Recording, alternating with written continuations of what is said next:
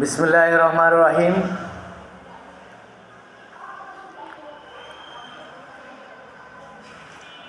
অবহেলিত, বঞ্চিত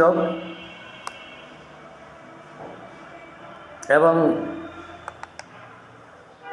নিপীড়িত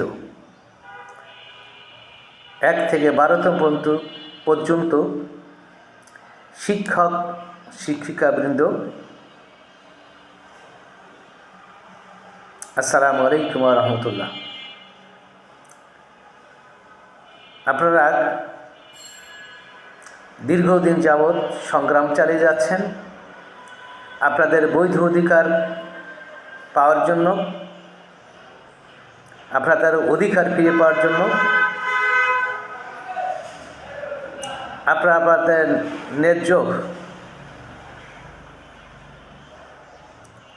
অধিকার শিক্ষকতা পেশায় ফিরে আসার জন্য। সংগ্রামী ভাই এবং বোনেরা,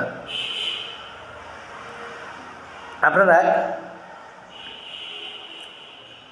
ইতিমধ্যেই জেনেছেন যে এনটিআরসি এবং শিক্ষা মন্ত্রণালয় আপনাদের প্রতারণা শুরু করেছে এবং এর শেষ কোথায় আপনারা সামনে হয়তো বুঝতে পারবেন, দেখতে পারবেন। তবে আপনারা যে আন্দোলন শুরু করেছেন, তারা যতই খামখেয়ালিপনা করুক, যতই অসৌজন্য আচরণ করুক, আপনাদের সনদ বৈধ এবং আপনাদের চাকরি অবশ্যই দিতে হবে। এনটিআরসির চেয়ারম্যান এবং শিক্ষা মন্ত্রণালয় ওনারা আরেকটি কূটকৌশল অবলম্বন করেছেন। সেটা হচ্ছে যে ওনারা বলতে চাচ্ছেন যে সনদের মেয়াদ 3 বছর। 1 থেকে 5তম পর্যন্ত সনদের মেয়াদ ছিল 3 বছর, কিন্তু 6ষ্ঠ থেকে 11তম পর্যন্ত সনদের মেয়াদ ছিল আমরণ। এই সনদের কোথাও কোনো জায়গায় লেখা ছিল না যে মেয়াদ 3 বছর, কোথাও লেখা নেই যে এই 3 বছরের চাকরি না পেলে পরে এই সনদের মেয়াদ থাকবে না। এনটিআরসি এবং শিক্ষা মন্ত্রণালয় শিক্ষক নিবন্ধনের সনদ দিয়েছে, সেই সনদের সাথে প্রতারণা শুরু করেছে।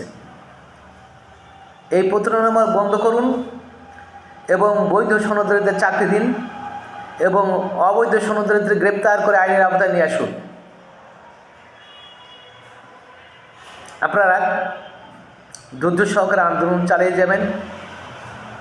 প্রয়োজনে এনটিআরসি এমনভাবে ঘেরাও করবেন যে কোনো দুর্নীতিবাজ চেয়ারম্যান বা কর্মকর্তা কর্মচারী যারা 60,000 জাল সনদ বিক্রি করেছে, যারা আমাদের অধিকারকে ছিনিয়ে নিয়ে অন্যর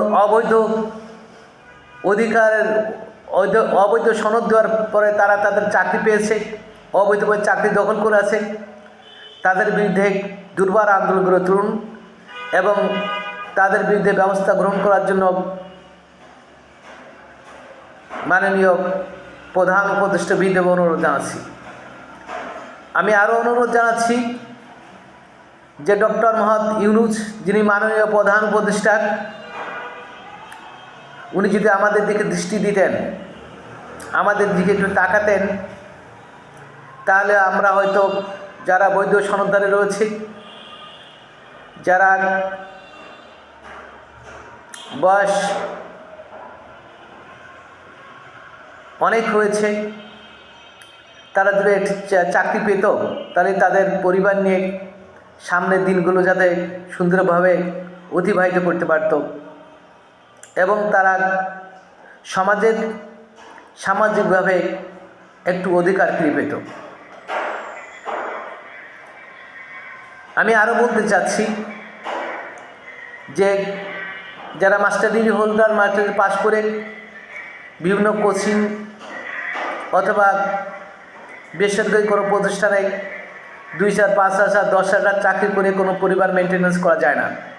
এরা দুরূহ ব্যাপার। তাই আমি বিনীতভাবে সম্মানিত প্রধান অতিথিকে অনুরোধ জানাবো, আপনি আমাদের দিকে দৃষ্টি দিন, আমাদেরকে চাকরি ফিরিয়ে দিন, চাকরিতে আমাদের নিয়োগের ব্যবস্থা করুন, আমাদের সামাজিকভাবে যেন আমরা সম্মান পেতে পারি সেই ব্যবস্থা করুন, এবং আমরা দেশ ও জাতি গঠনের আমরা আমাদের প্রচেষ্টা অব্যাহত রাখব। এই আকাঙ্ক্ষা ব্যস্ত করে আমি আমার কথা শেষ করছি। আল্লাহ হাফেজ। বাংলাদেশ জিন্দাবাদ। আসসালামু আলাইকুম।